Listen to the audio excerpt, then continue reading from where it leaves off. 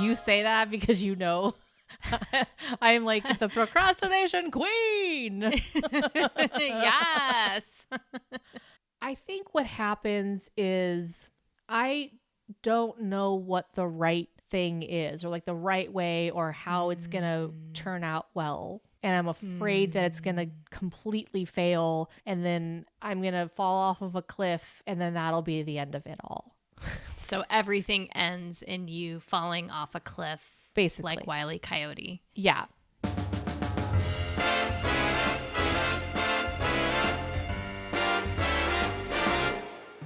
Hello, Megan. Hello, Michelle. I almost said hello, Michelle. Welcome to Sisters. There were never such devoted sisters. Hey, so good to see you. Good to see you too. So we are always talking about your neurospicy, neurofabulous, neurodistinct. Can you believe there's so much to talk about? That's shocking to me.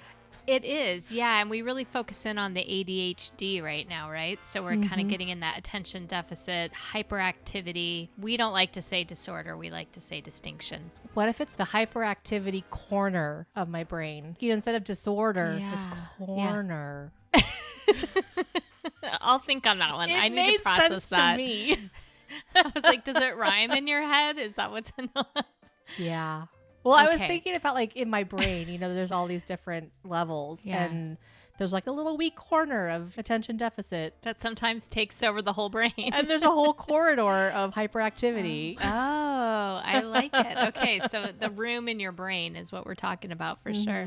So we usually bring up some kind of topic. Yep. I sort of prompt you with something, then we like dig into that brain of yours, try to figure out what's going on. Sometimes we're looking more at the emotional side of your brain, of what's going on more recently. And then we like to figure out if there's any strategies that might have helped. And then we like to do a little shout out to our community and find out others have given us lots of tips and things, and we'd love it to hear what they're going through as well, because we want to create a space where it's a safe ADHD space where we can all discuss things and learn and be curious. And be curious, absolutely. Okay, I want to talk about something that I really identified with for many, many, many years. So it is the night before a paper is due, and I would be up till all hours finishing these things. Right. And so procrastinated till the very end. I think it came from a place of fear on some level for me personally. I was curious, did you have any issues with procrastination? Do you have any issues with procrastination? She says with a wink in her eye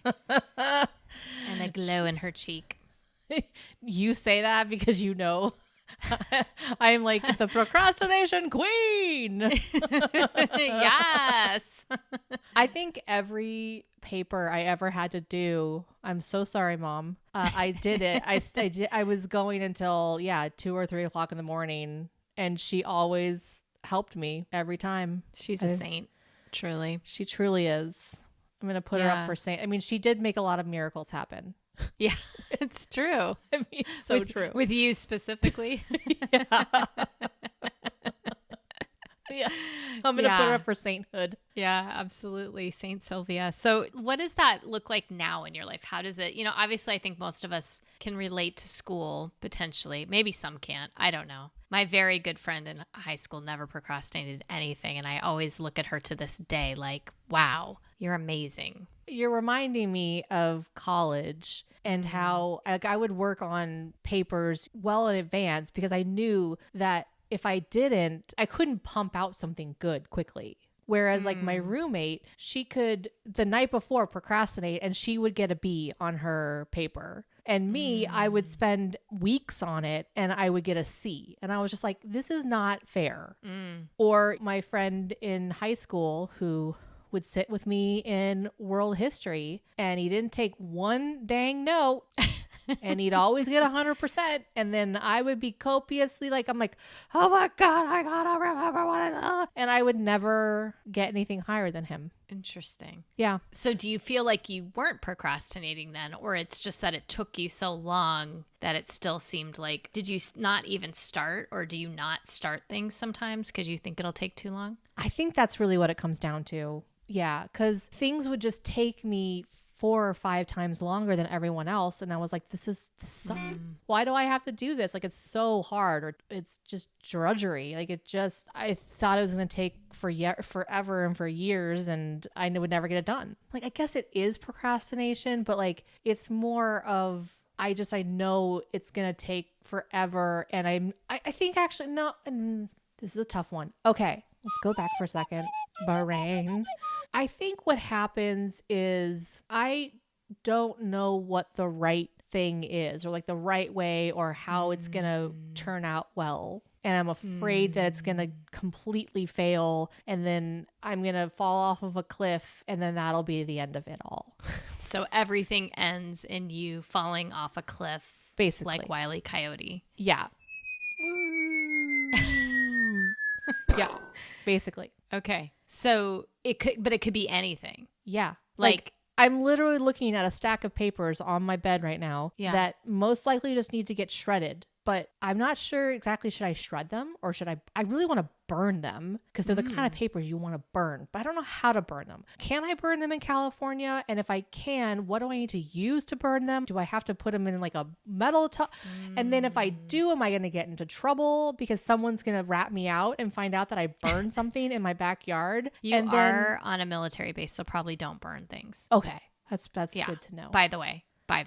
Yeah. Good to know. Okay. So like this, and so then they just stay there. I procrastinate making the decision about what to do with them. Because you're not sure of what the right decision is. Yeah. Okay. And that would be true of, say, I don't know, like you're trying to write something, a paper for school. It might be similar. Or is that more like I'm trying to organize my thoughts, and that's just hard for me to do? Well, yeah, that's hard. Yeah. Like I never understood. People say like they can just write stuff that's from in their head and it's not plagiarism. Like that I don't actually fully understand, because if let's say I read something and I need to take it, reorganize it, put it into my own words, like once I've heard someone else's words, I genuinely cannot think of a better way to say it. And so then it goes into this realm of plagiarism. And I'm like, I don't want to do that, but I don't know how to describe this when someone else has already described it. And I'm like, why do I have to reinvent the wheel every time I'm trying to write? But then I get that's the point. But yeah. Don't you think though, and this is just my taking off my podcast hat for a minute and putting on my teacher hat.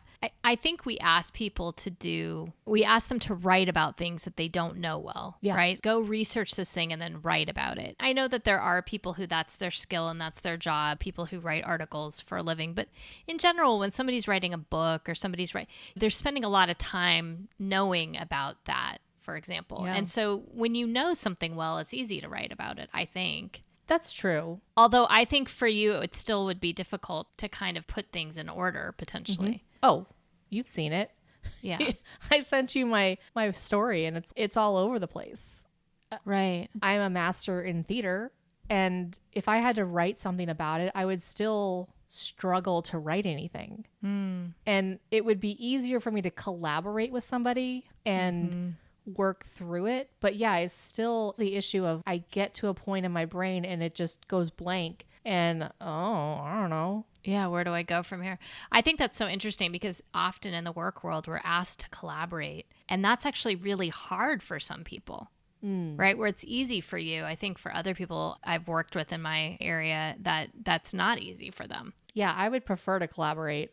But that's kind of the standard oftentimes, or was when we were growing up with education, right? You were supposed to be able to do it on your own. It wasn't enough to get it done. You had to do it on your own. And now, of course, they want everyone to collaborate, right? So it goes the pendulum swings. But so do you feel like when you're asked to do these tasks where you know there's going to be a struggle with it, does that prompt procrastination more than if you feel really confident about doing it, or is it unrelated? I think the confidence part comes from how I'm allowed to do it. So if they've provided creativity and how it gets done, I usually don't have an issue with that. It's when there's very specific rules and you're going to follow this and it's going to be this type point and it's going to have this margin and it's going to have the more rules that are set overwhelm me. Because I'm like, great, I'm going to get totally dinged, not because I didn't turn in a good assignment because of formatting or because I missed a comma, but it's not about my actual thoughts or what I understand to be true. And that's the part like where the more like stringent it is about all of that, it gets really overwhelming. So you feel like you're not sure if you're going to do it right. Oh, I know I'm not going to do it right. It's not even, it's like, I always mess up, right? I always miss something because my ADHD brain just can't track all of it. Yeah. And so, and I get bored, right? So like the whole idea of editing, oh God, you know, and having to like reread what you, like, I just wrote it. Why do I have to reread it? Okay. The information is there. Yeah. And then you're rereading for, let's say the first round is just for coherency, right? Great. And then you have to reread it for like the formatting or for grammar. And then you have to reread it for formatting. It's like, how many times do I have to read this thing that I didn't even want to write in order to turn it in properly? And then by that point, I'm just like, forget it. I'm over it. So what might be some strategies that you, your saucy little face just got your Tallulah Jones middle school over it face. Yeah, that's completely Tallulah Jones. So Rosie's got these inner child, right? Inner children, sure. Inner children. Rosie, like who's 3, and then Tallulah Jones, who's sort of middle school. So every time that little sassiness comes out, I'm like, there's Tallulah. There she is. For all of my ADHD butts out there who need a break, now's your chance. Hit pause and come on back after you've done whatever you need to do to help yourself out. But if not, continue on. So what might be some strategies that you found to be helpful? We do have to do our taxes, or we do have to do things we don't want to do as adults, right? You've been successful. You finished your master's. You did complete things. Yeah. Have an editor. Have someone who's willing to like proofread for you. I'm luckily married to someone who can do that. I joke about him talking in grammar, but like he is the greatest proofreader of all time. Right. And so like know your limitations and find people who can support you with that. Yeah, and that it's okay that like you may have just been early enough so that you can turn it into a proofreader. They had proofreaders like that in undergrad. I just did not think to use them. And in fact, I think our mother may have run the place an entire that had organization the proofreaders. Yeah. Of proofreaders. Isn't that funny? Isn't that funny? But I do agree, though. I think that was a really big adjustment for me when I first started undergrad, was understanding I was going to need help sometimes and going and asking and advocating for that help. Well, because when you're growing up, it's all about you doing the work on your own. Right? They want to know that you're doing the work and that it's just you. When you get older, it's like there's so many other things that you have to deal with. You're not just dealing with your teenage life or your middle school life. Like you have adult things you have to learn how to do. So like for my taxes, I do most of them online, but I always budget to be able to have someone look it over. Because that tax pro, just in the peace of my mind to know that they will take care of it. And I always buy the thing at the end of it where it says, if something happens, we will take care of you. We'll cover you. And I'm like, I always pay for that. Because I'm like, the one time that you're going to need it, it's going to come in handy. And it already has. So I always try to find somebody who is smarter than me. And I think I'm not afraid of that. Well, and it's also not just smarter than you. It has that specific skill that maybe you don't have. Right. Yeah. You know, because I think you're pretty bright. You know, I was working with a student the other day, and every time he's got to double check. We do math, right? So he's got to double check his negative signs. And he knows that even when he does that, 50% of the time he's going to miss it. Certain tests that matters more than others, right? And it's a big deal. So find somebody who they never miss it, right? Or 98% of the time their brain allows them to see it. Yeah. And that was how it was for me when I was trying to get a job with the government. They have these very specific resumes. So if you're ever trying to apply for a job with the government, do not use a typical civilian resume. It is a very specific format. And the crazy thing is that because Brian he's written so many performance reports for his troops, he knew exactly how to format it. So I would give him the bullet and what I accomplished, and he would then help me write it to make me sound good. And and it was amazing because it's like, I know I did all this stuff, but the way he wrote it out, I sounded like a badass. I was like, man, you make me sound so good. And he's like, Megan, you are so good. Yeah. But I just That's not your skill.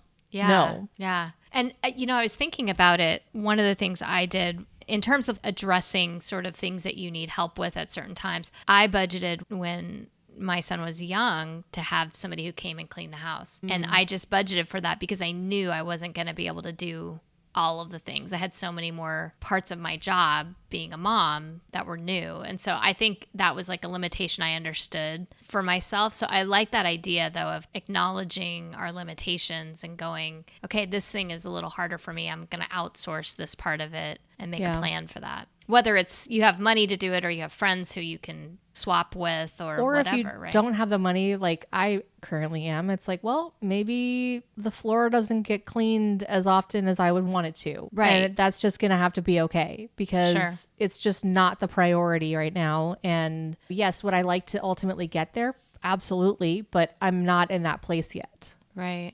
So I think it's just being kind to myself as well. Yeah, absolutely. Because there's some things that we just know, like I know I miss commas on emails all the time and don't have proper formatting or whatever. And I let people know also, like this is what might happen. And then also give myself kind of grace with that too, because it's not going to, that part isn't going to change easily. Do you know what I have for that now, Michelle?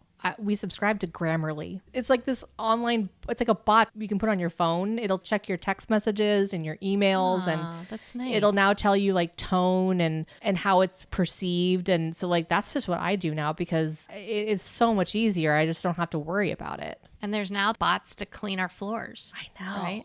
So there's all these things that a robot clean my floor. It's so expensive though. Gosh. But really, when you think about it, you save up for it, right? That's true. I don't know. Ask for it for Christmas. Yeah, that's true. We got options. I want a fancy robot for Christmas. Here's the other thing about the like procrastinating because you don't know if you're going to do it right. The robot, I've been worried about OPSEC, which is operational security in the military because he's got a high clearance or whatever. And so I'm like, so the robot actually like maps out your house and like, can that information then be given to somebody else to nefariously find your home and the ways and entrances? And I was like, well, we found the map of your home online before you moved there. So I think Google has already figured that out for you. And the military posts online your map of your house. So I think that one I'm gonna say maybe it listens in or something. I don't know. Yeah, that's the reason we haven't gotten Alexa yet. We haven't done, so I don't know that piece, but I think the mapping part that's already been decided. That's such a good point, Michelle. Well, sometimes I think, and I don't know if this is ADHD specifically, but it might be, your brain goes down this rabbit hole. And I think that also leads to procrastination sometimes, right? You talked about it on another podcast about the vacuuming, and I'll just never forget that because you're like, okay, but how do I vacuum? What's it supposed to look like? Where do I plug it in? All the steps and everything that you have to kind of think through. And, it just sends your brain into this, tizzy. I don't know. A tizzy. A tizzy, yeah. It's like a ADHD storm or something. It seems to me. It's like a vortex. Down the it like black sucks hole. It into its own vacuum of craziness. But it's not crazy. It's logical. It's just the logical, illogical conclusion sometimes, right? It kind of takes you to this place of, well, what if? And then you're like jumping off the cliff. Fall off a cliff. Yeah, exactly. Fall off the cliff. I really do think you need a little sound effect for that. For sure. Yeah. But okay. So you found as strategies then what? Remind me what we were saying. What were the strategies that sort of help you with procrastination? You're asking the ADHD person with short-term memory loss to remember? Well, I think you had some things you said. I did. I reached out to to people who are smarter than me. Yes. Like I find Find resources. Yeah. I think that's good. As I've gotten older, I've just learned that I have to do things earlier. And so as much as I want to procrastinate, and I think this is just because now my brain is fully fully formed. I think about taxes because like I remember very specifically being in New York City, having to file my taxes for the very first time in New York, not getting them done because I didn't know how to do it. I think that's the thing is like, if I don't know how to do it or I don't understand it, like I put it off because I'm like, I don't know what to do. And then sheer panic just sets in and I have to get it done. And so then I just do it in hopes that I don't freak out because I think there comes a point like where if there's not enough time, then you can't stress about it anymore. You just have to get it done. And the dopamine is there. And I remember having to go to 34th Street to Penn Station. There's a giant post office near that area. And I, along with like a lot of Manhattan, we all were walking over there to drop off our taxes. Like the post office stayed open that night until midnight. Are you saying 3 to 8% of Manhattan is walking over there? Probably. It's probably all of us ADHDers. Yeah. And I have like my giant manila envelope back in the day before you could do the online stuff. And I think I dropped it off at like 10:30 at night. And I was like, yeah, I had time. It's early. But actually, I would say all of the online stuff has really helped because I can do it at my own pace. I can save my work. It reminds me of where I left off. So like when I had to do it on paper, if I left it for any length of time, I'd be like, where was I? Remind me again. But when you do it online, it's okay. Would you like to pick up where you left off? And then it just like I trust that it's done. Right. It acts as the executive functioning piece of it, right? They built the program to help with that. Yeah. I think using assistive devices, whatever that means, right, is super important. Asking for help, getting other professionals when you can and when it makes sense, asking your community around you, and looking for free resources too, I think is something that people don't often do. There's help out there for a lot of things, right? I think a lot of it too is just a little bit of hubris and being okay with saying, hey, I don't do this well and I'm not going to do this well. This is not my forte. Doesn't mean that I don't have other strengths, but this specific thing is not going to go well for me. I know this historically. And so let me reach out and find what I need. Yeah. And I think if you start off your life with self-love, that's a lot easier to do. It's hard, right? It's hard being, when you're a teenager, you're like, you just know everything. No one can tell you what to do. No. Although I don't think I ever was really that person. I realize I was always just like, I think our mom was really, really good though at tricking us. You know what I mean? She would be like, smart. Oh yeah, you know everything. That's right. You know everything. Maybe you might want to think about X, Y, or Z, and we'd be like, no, we don't need. And then 10 minutes later, you're like, yeah, Mom, can you help me? I think I might need help. Yeah, that's a good idea. Should have done that. I mean, have we told everybody on this podcast that we think she's a spy? No, I don't think we. She's like the most brilliant woman. Yeah. And just trick you. And just unstoppable. Like she's a Jedi. She's a Jedi. It's so true.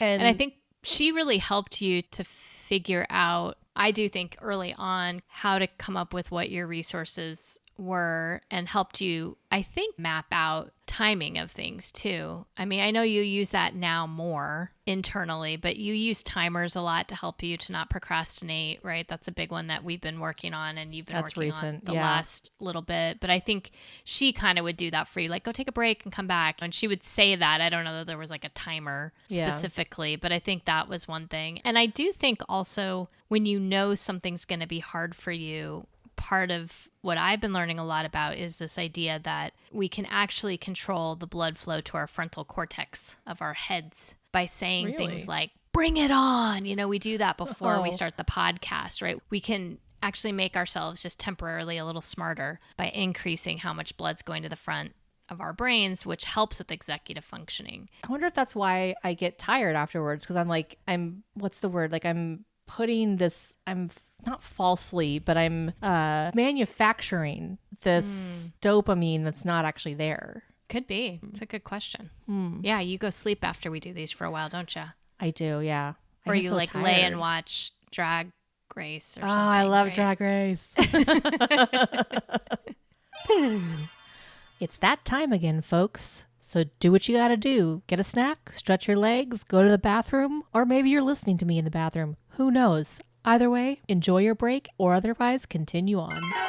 I will say, Mom did a really good job of helping me get connected with the Disability Resource Center at the university. And she also got me tested in my sophomore year. So I was able to ask for accommodations. Now, that's a whole other conversation that we can talk about, how accommodations were very challenging to actually get. But because I had that piece of paper that said, yes, she does have ADD at the time, it afforded me in high school to have notes taken and to have extra time. That was my big thing. I just needed extra time during tests, because a lot of it is that like I'm processing something. And like I said, I think in a couple months back, I can see multiple answers for a test. Or I can get myself distracted while I'm in the middle of doing something. I'm like, oh, the clock is doing something weird. And I'll focus, Megan. Okay, let's look at this test number. And oh my gosh, that person's hair is like, okay, Megan, focus again. So I need that extra time so that I can finish. And so she did figure out how to get that for me. And then in college, I was able to advocate for myself. Like, no, I need a note taker.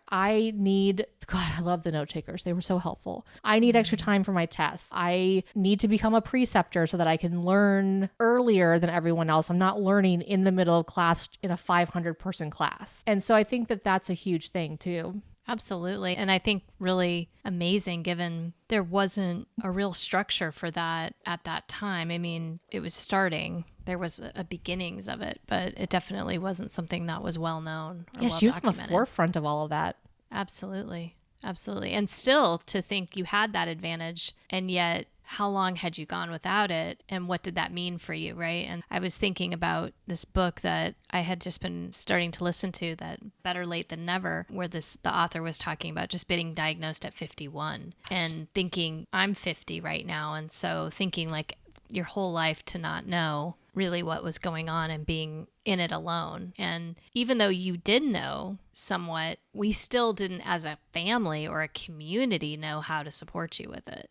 Yeah. And I don't know that you knew how to support yourself always. It's been a work in progress for sure. But I'm really excited because I feel like this podcast has helped me to understand you better and understand my role and how I think to approach with more curiosity and hopefully a bit more gently. Not my nature, by the way. Gentle is not a word anyone would use to describe me, but... No, you did that today, though. You were supposed to start podcasts and start recording, and my computer was dead. And I literally started off like, okay, so here's the situation, and I don't know what I'm doing. And I just launched into all the problems, and you're like, okay, I'm just going to take us back for a second. I feel like things are happening and I don't know what's going on. So talk to me. And I was like, oh yeah, you're right. I need to talk to you about this. So you're like, you didn't just download my brain and know what's happening. I'm like, I don't know what's happening. So I thought that was awesome. I was like, yeah, it was just a much gentler approach of like, okay, Megan, what's going on? Well, what I felt internally was this frustration. Yeah. I immediately felt myself getting frustrated because I was like, I'm ready to start the podcast and you are not doing something totally different. Yeah. And I thought you were ready to start the podcast because of our many texts before that, right? And so I was like, okay, and it was like another 20 minutes, totally fine. It was just like, okay. And then we get there and it's, no, we're not ready to start anything. And I'm like, I know. And my immediate response was like very older sister. I could feel the eye rolling. Megan, I don't have Tallulah Jones, but whatever her name is, Roxy the Riveter. Something. I don't know. Somebody.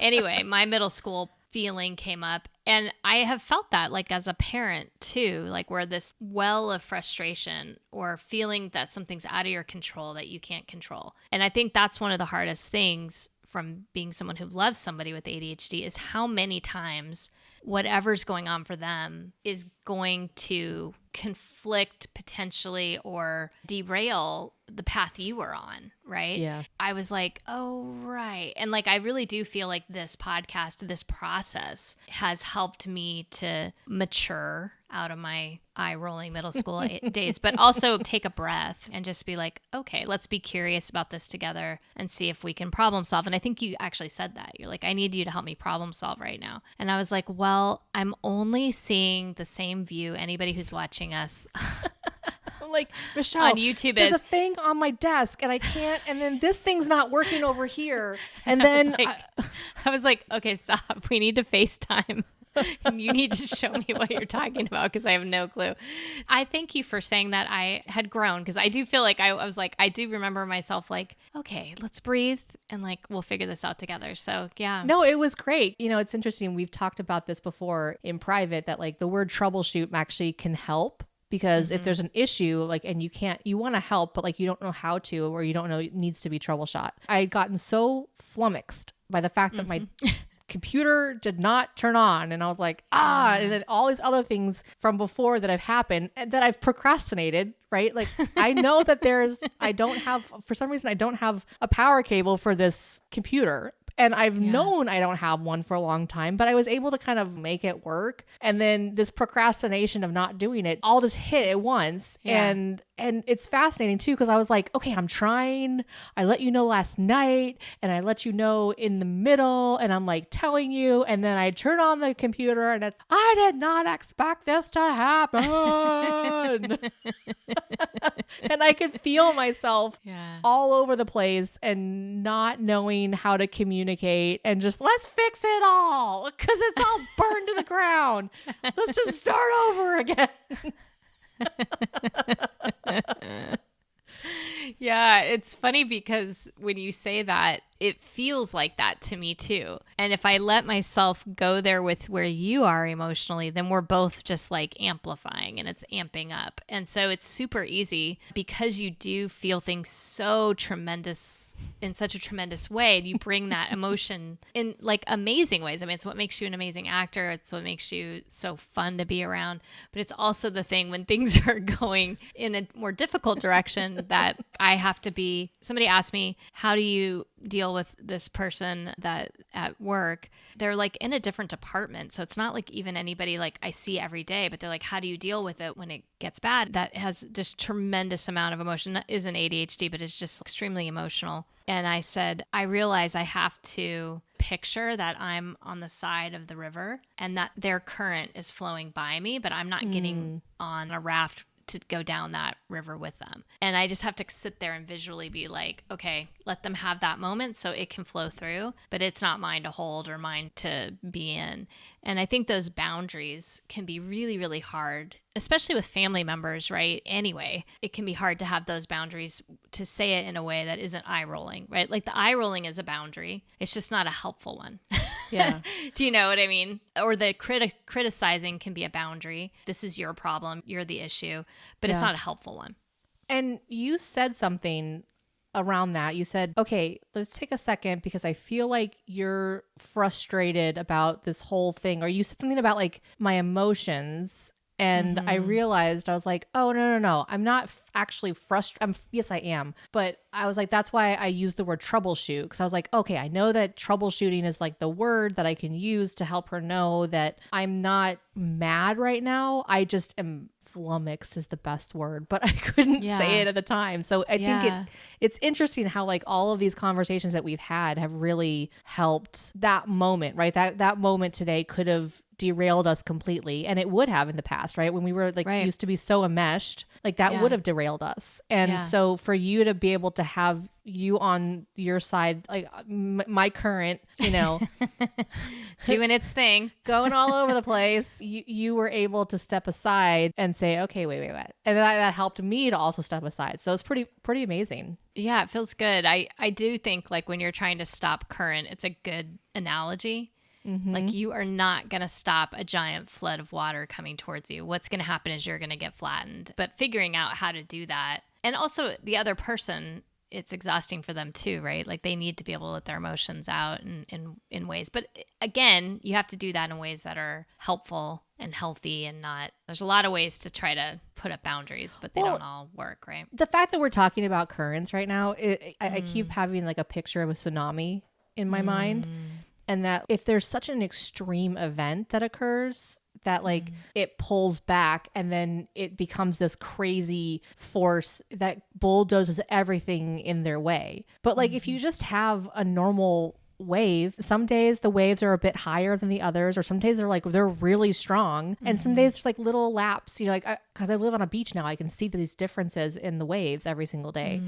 And that feels like emotion to me. It's like if I just allow myself to have those feelings when I need to have them, I don't become a tsunami, because I can, like you felt it, like I can become that, and I don't feel good doing that. So just honoring the fact that like we got some high tide going on today, people. Okay. You know? Yeah. Yeah. And I think as we were talking about the concept of procrastination, that I think that emotion that's tied with procrastinating can build up and build up and build up as well, right? And that can be overwhelming as well. And so I'm curious what our community does to help itself with those tendencies, if they have tendencies towards procrastination, what they might do, because I think letting it build up in your mind, sometimes these really important things like taxes or whatever could derail your whole life if you don't take care of them. Yeah. I know that can be an issue. So I'm curious what other people in our community do for that. Yeah. And just really quickly, like going back to what happened today, that moment today started last night emotionally for me, right? I had this kind of crazy day. And so then I didn't make the best decision that I probably would have normally. Like I normally don't try to have alcohol before we podcast the night before. So in the past, I wouldn't have told you, and I would have beat myself up about that. So that would have been one ding. And then I would have woken up and not talked to you about it and been like, oh, I got to get to 12 o'clock. Okay. And then that would have been another ding. And then I get to 12 o'clock and then I have to text you now at 12 o'clock that, no, actually I'm going to be later. That's another ding. And then, oh, wait, but I still need another 20 minutes, one more ding. And so by that point, I'm already like fully shaken up. And then this last thing happens. And then it's just like, it's too much. And I probably wouldn't have been able to have heard you say, hey, let's take a step back for a quick second. Like, what's going on? Because I would have just been like, I don't know. Just like spurting everywhere. And it's amazing having that feeling, realizing that like I am in control of this. Not always, but I can control the amount of pressure I'm putting on myself. How much you're letting it build up. Yeah. Because the procrastination, I think, it directly relates to me to pressure. I'm putting that pressure on myself. Like I know I have to do it and I just keep procrastinating, but in the back of my mind, it's still there. It's still building and building and building. It's this pressure. And like as soon you're underwater and it just has to explode. So part of that release valve is letting other people know, getting help for it when you can, but also working with the people in your life to work on curiosity when you're in that state. Here's some phrases or some things that might be helpful to ask me, or I might just need 5 minutes, or whatever it is for you that you might need.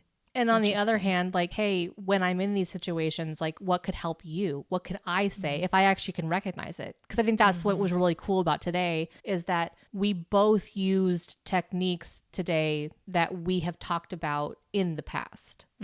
So you were practicing curiosity when you got frustrated, and I was practicing opening up and talking about and needing troubleshooting from you that we had talked about at Christmas time, right? So it was a conversation that happened months and months and months ago, but I still had it in the back of my mind, and it helped us, I think, have this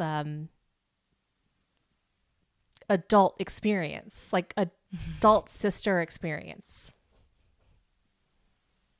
Yeah, that's pretty powerful. It was really cool. And it changed the trajectory of the afternoon. Yeah, it did. Because we wouldn't be sitting here right now having this conversation had we not been able to work through that together. Right.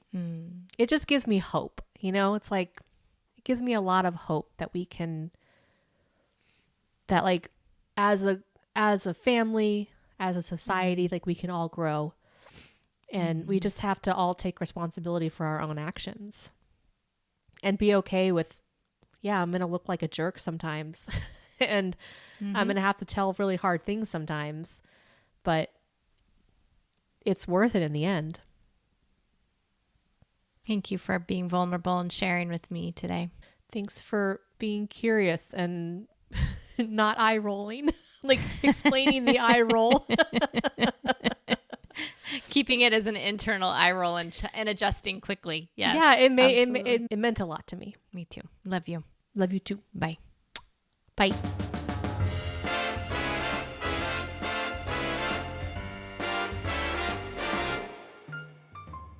Thanks for joining us on another episode of Sisters. This series has us focusing more specifically on ADHD and all of its symptoms, and we're doing a deep dive into a list that we got from the book Driven to Distraction. If you enjoy the episode as much as Michelle and I enjoy laughing with each other, please share it with someone you think would benefit from the conversation. Make sure to follow us on whatever platform you're currently listening to so that you can get notified each week. Because next week, we'll be talking about many projects going on simultaneously and trouble following through with them. I can't even keep a straight face while saying this because it is so me. Every member of my family, including my spouse, have all had to endure my projects. And oh, this is sure to be a juicy episode next week. But until then, here's to a great end of the week. And remember, stay curious.